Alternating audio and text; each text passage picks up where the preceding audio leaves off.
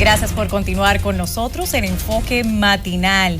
Nos acompaña Lourdes Contreras del Centro de Estudios de Género de INTEC. Con ella estaremos conversando sobre la participación de los hombres en la erradicación de la violencia hacia las mujeres en tiempos en donde vemos que la misma está de alguna manera proliferándose sin entender qué genera esto cuando se supone hay mayores políticas al respecto. Sea usted muy bienvenida. Muchas gracias. ¿De qué se trata esto? A veces lo escuchamos ahorita fuera del aire, erradicación o la participación de los hombres, la erradicación de la violencia contra la mujer, donde el hombre es un factor que participa de manera directa en esa violencia. Si nos puedes explicar un poco. Sí, cómo no. Precisamente en el propósito de atender, erradicar la violencia, no podemos sino considerar las raíces, las causas del problema. Todos los estudios nos han estado diciendo que la relación de poder entre los hombres y las mujeres, la desigualdad en esa relación de poder, es la causa fundamental de las agresiones masculinas contra las mujeres y también en relación con el abuso infantil, que hay una relación de autoridad, de edad, de jerarquía, y se da entonces en la relación entre hombres y mujeres. Para poder atender la problemática de la violencia contra las mujeres, tenemos que tratar de reducir las causas, reducirlas apuntando hacia la erradicación, porque así establece la Convención de Belén do Pará, que es la convención de América Latina que trata este tema. Entonces, ¿de qué se trata el seminario?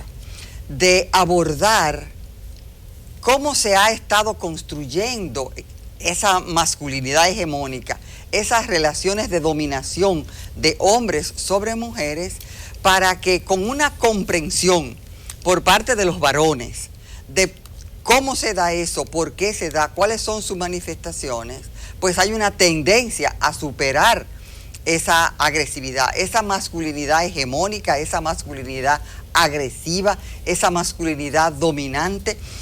Tenemos que entenderla, las mujeres que la sufren y los hombres que la ejecutan, para de manera progresiva tender a superarla en camino hacia su erradicación. De eso se trata. Sin lugar a dudas, en la República Dominicana hay un deporte que se llama el subregistro, la falta de información para las estadísticas. Entonces, ¿se ha podido investigar? ¿Hay alguna agrupación que lo haya estado haciendo en los últimos años? De saber el origen de esos hombres que se implican en los feminicidios.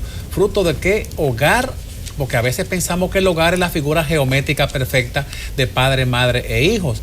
Pero en esta sociedad en la que la mujer es la cabeza, en muchos casos, de la familia, la que lo resuelve todo, y el padre se desentiende del muchacho y que sea otro que lo críe. ¿Hasta dónde se sabe? ¿De dónde es el origen de ese ser humano? De ese hombre con cuántos complejos, cuántas frustraciones, la falta de la identidad paterna. ¿Qué pasa en la idiosincrasia de esa persona? Sí, muy interesante tu consideración, Franklin.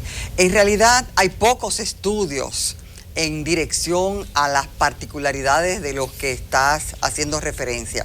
Justamente en el Centro de Estudios de Género hicimos hace algunos años y publicamos un libro con los resultados de esa investigación, se llama Sobrevivencias, estudiando en profundidad la historia de vida de 4 casos que ya habían sido culminados.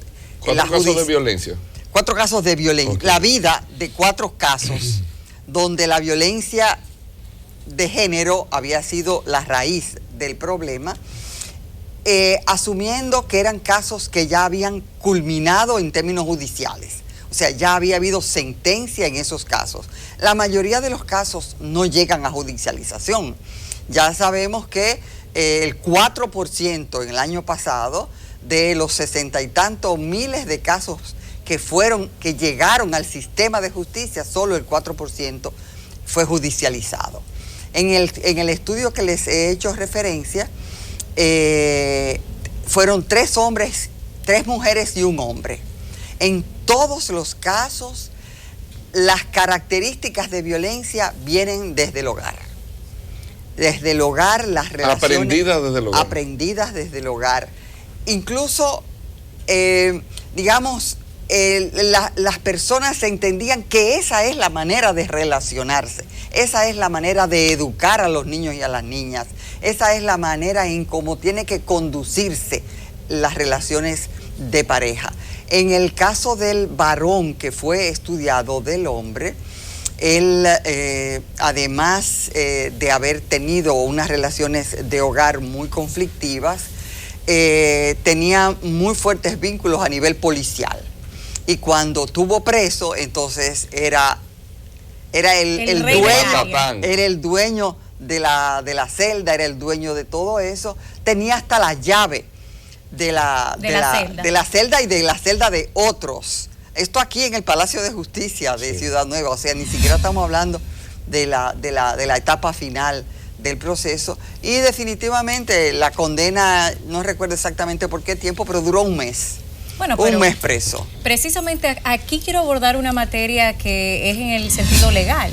Tenemos una ley 2497 que, si bien es cierto, ha sido el instrumento que nos ha valido para por lo menos evidenciar esta realidad social que padece la República Dominicana, no menos cierto es que es precisamente la ley donde muchas veces es un llamamiento a que el victimario ejerza su poder sobre la víctima, cuando es la víctima que al denunciar estas agresiones se ve amenazada de muerte porque es quien tiene que entregar, por ejemplo, órdenes de restricción a su propio victimario. Esto es algo insólito en cualquier lugar del mundo porque es simplemente una especie de licencia para que este victimario se empodere y concluya este ciclo de violencia. ¿Cómo podemos hacer frente de manera legal por un lado y en la práctica por otro? Porque la verdad es que las mujeres temen denunciar porque su vida peligra aún más al denunciarlo. Así es, lamentablemente.